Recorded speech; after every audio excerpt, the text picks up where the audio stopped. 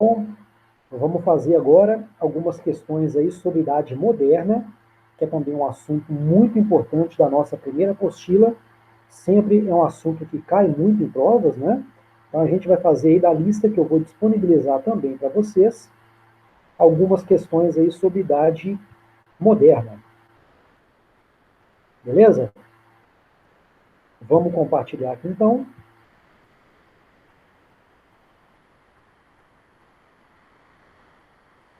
Está aí a nossa lista de Idade Moderna.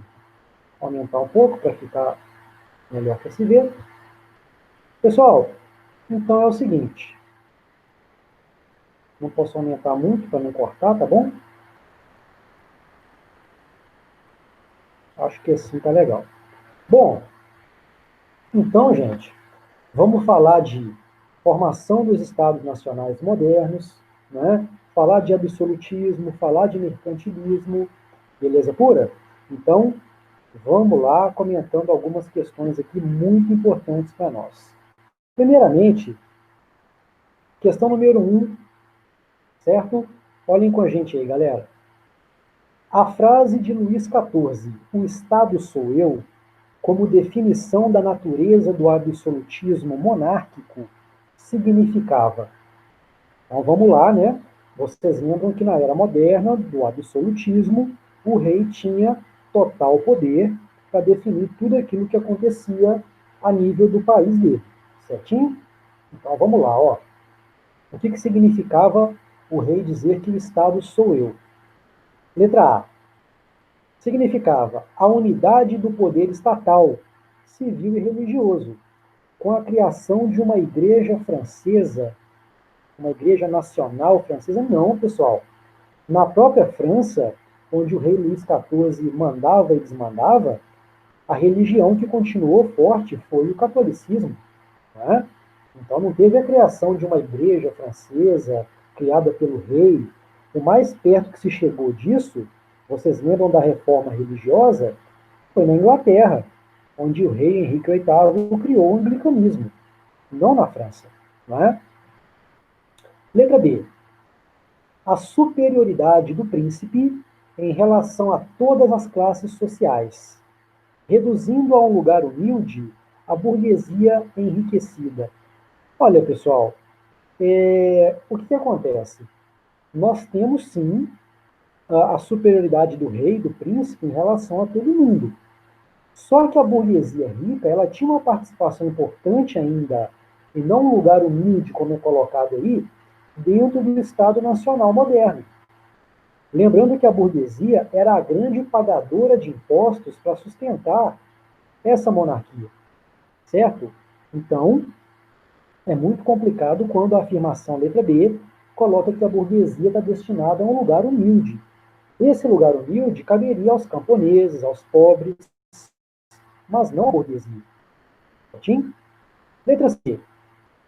Submissão da nobreza feudal pela eliminação de todos os seus privilégios fiscais. Gente, isso que está falando aí não é verdade. Na Idade Moderna, a nobreza e a igreja, vocês lembram, continuava sem pagar impostos. Apenas o terceiro estado pagava. E o terceiro estado é a burguesia e o povo. Então, querendo ou não, a nobreza feudal e a igreja continuavam com privilégios fiscais. Ok? Letra D. A centralização do poder real e absoluto do monarca na sua pessoa, sem quaisquer limites institucionais reconhecidos. Ok, é isso que a afirmação do Estado sou eu, lá do início da questão, está falando. Não havia limites aos poderes de um rei absolutista. O que a letra D está falando, pessoal, está perfeito. Né? Letra E.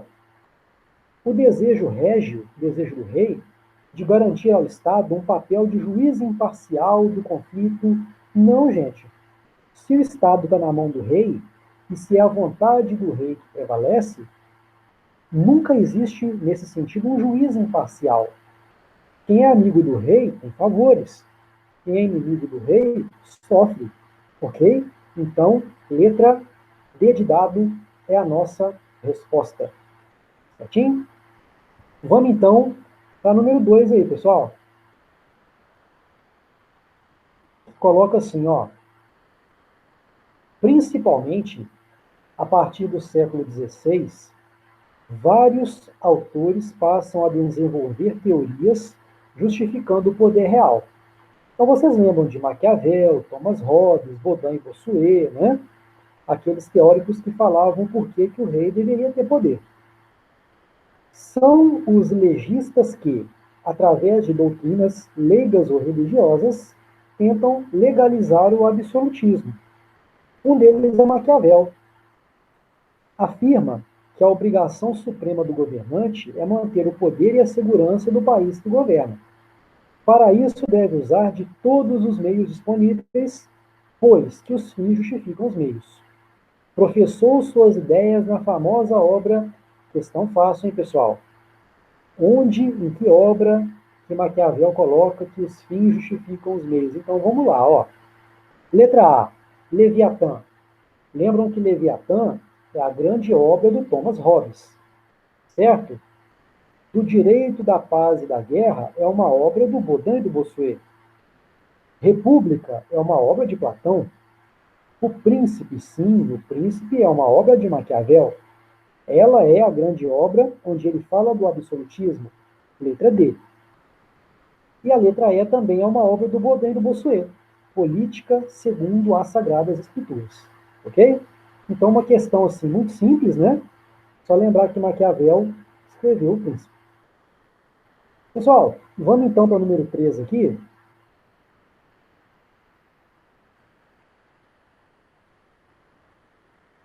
Na verdade, vamos para o número 4, que é mais interessante, porque ela é uma questão da FUVEST. Eu queria fazer as duas da FUVEST aqui, ó, a 4 e a 5, ok? Depois vocês vão fazer todas e qualquer coisa vocês vão trazer as dúvidas que vocês forem tendo, bom? Então, 4 e 5, duas questõezinhas da FUVEST, vamos lá, olha só. No processo de formação dos Estados Nacionais da França e da Inglaterra, são identificados os seguintes aspectos. Então, pessoal, independentemente de ser França e Inglaterra, no processo de formação de quaisquer Estados nacionais, países europeus, o que a gente pode destacar? O que é verdade? Letra A. Fortalecimento do poder da nobreza e retardamento da formação do Estado moderno. Gente, se houvesse o retardamento, né, o atraso da formação do Estado moderno, nós não teríamos os Estados. Não faz sentido o que a letra A está dizendo. Nós estamos falando do processo de formação de Estados, né? Não houve o retardamento e nem houve também o fortalecimento do poder da nobreza, porque quem se fortaleceu mesmo foi o rei. A nobreza se enfraqueceu. Letra B. Ampliação da dependência do rei em relação a senhores feudais. Pode parar, né, pessoal? O rei, ele é autônomo em relação a qualquer coisa. Ele não depende de senhores feudais. Ele é acima de tudo, acima de todos, o Estado é ele. Ok? Letra C. Desagregação do feudalismo. O feudalismo foi acabando, ok? E centralização política. O rei governando de maneira absoluta, maravilha. O que a letra C está falando é verdade. É a resposta. Olha a D e a E, por que não podem ser, pessoal? Letra D. Diminuição do poder real. Não. Aumento do poder real, né? Letra E. Enfraquecimento da burguesia. Tudo bem. A gente até pode continuar lendo, embora ela tenha se fortalecido. Então, por aí já não está muito certo, mas olha só, a questão piora. E equilíbrio entre Estado e Igreja. Gente, o Estado estava acima de tudo. O rei está acima de tudo. Não é verdade? Então, a resposta é a letra C. Número 5, para a gente fechar então essa parte, fala assim, ó, o Estado moderno absolutista atingiu seu maior poder de atuação no século XVII. Na arte e na economia, suas expressões foram respectivamente. Então, pessoal, características do absolutismo na arte e na economia. Então, vamos lá. Letra A. Na arte foi o rococó e na economia foi o liberalismo. Não, pessoal. principalmente na economia, vocês lembram que a característica econômica do Estado absolutista era o mercantilismo, onde o Estado controla a economia, impõe impostos, normas, não é? Então a letra A está fora. Letra B, renascentismo, até teve o renascentismo, né? Mas olha o que fala na economia. O capitalismo, não, era o mercantilismo. Letra C, barroco e mercantilismo, show de bola. A arte barroca, assim como a arte renascentista, né, estavam no contexto do absolutismo e a economia era mercantilista. Se vocês pegarem a D e a E, as duas não colocam mercantilismo como economia. Olha o finalzinho aí. A letra D coloca colonialismo e a letra E coloca economicismo, uma coisa que nem existiu, certo? Então, letra C também é a nossa resposta. Beleza, galera? Pessoal, então aí a gente fez 5 questões bem importantes e comentamos, né, sobre idade moderna, absolutismo e mercantilismo. Vou deixar essa lista, vou fazer outras dela depois, vocês vão ter acesso até a prova para poder estudar, né, enfim, né? Vocês vão ter muitas coisas para poder fazer com isso, certinho? Referente à nossa primeira apostila. Então, grande abraço a vocês e até a nossa próxima aula aí, galera.